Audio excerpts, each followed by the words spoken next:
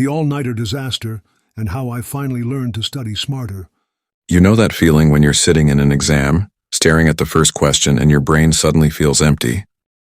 Like all the hours you spent studying just vanished? Yeah, that happened to me.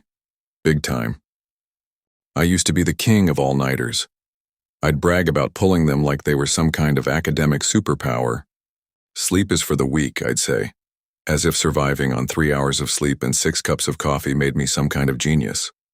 Spoiler, it didn't. And then I met my match. A biology midterm that humbled me forever. The night before disaster. The exam was on cellular respiration, ATP, mitochondria, Krebs cycle, all that fun stuff. I'd barely glanced at my notes all semester, but no problem, right? I had a foolproof plan. Cram everything in one night. At 8 p.m., I set up camp in the library with a giant stack of flashcards, unused until now, 2 energy drinks, because one wouldn't cut it, a playlist of study music, which really just meant songs I could cry to at 3 a.m. By midnight, my notes looked like a conspiracy theory board. Highlighters everywhere, random arrows between terms I didn't understand. I was convinced I was cracking the code. At 2 a.m., my brain started playing tricks on me. Wait, is the mitochondria the powerhouse of the cell or the cell's little battery? Did I just make that up? At 4 a.m., I gave up and tried to sleep for an hour. Bad idea. I woke up feeling like I'd been hit by a truck. The exam from hell.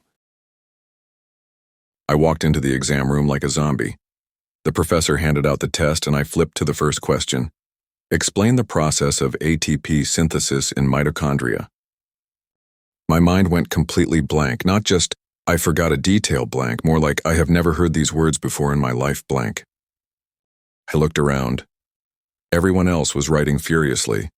My roommate, who actually studied a little every day, was already on the second page. Meanwhile, I was stuck trying to remember if ATP was even a real thing or just something I saw in a meme. I scribbled down half-remembered phrases, hoping the professor would take pity on me. Mitochondria, make energy, like a tiny power plant, but like science power plant. The aftermath. Grades came back a week later. My roommate got a 94%.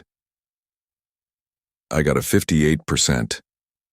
Not just a fail, a spectacular fail. The kind where the professor writes, "See me after class" in red ink. When I complained to Mir Ummate, he just laughed. Dude, I studied 20 minutes a day for 2 weeks. You tried to learn 4 months of material in one night. What did you expect? Ouch. What I learned.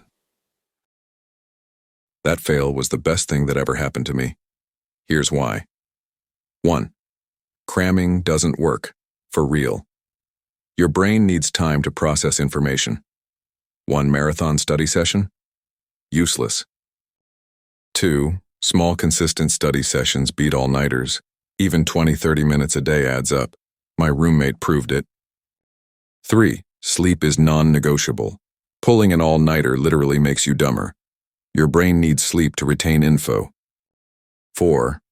Active learning is better than passive highlighting. Instead of just rereading notes, quiz yourself. Use flashcards. Teach the material to a friend. Anything to force your brain to engage. I wish I could say I never pulled an all-nighter again after that. But old habits die hard. Still, that biology midterm taught me a brutal lesson. Studying hard isn't the same as studying smart. If you're stuck in the cramming cycle, try spacing out your study sessions. Future you will thank present you when exam day comes. And hey, if I can go from a 58% to actually passing biology, so can you. What's your worst study fail? Drop it in the comments. Let's suffer together. And if you want a video on how to study effectively without losing your sanity, let me know.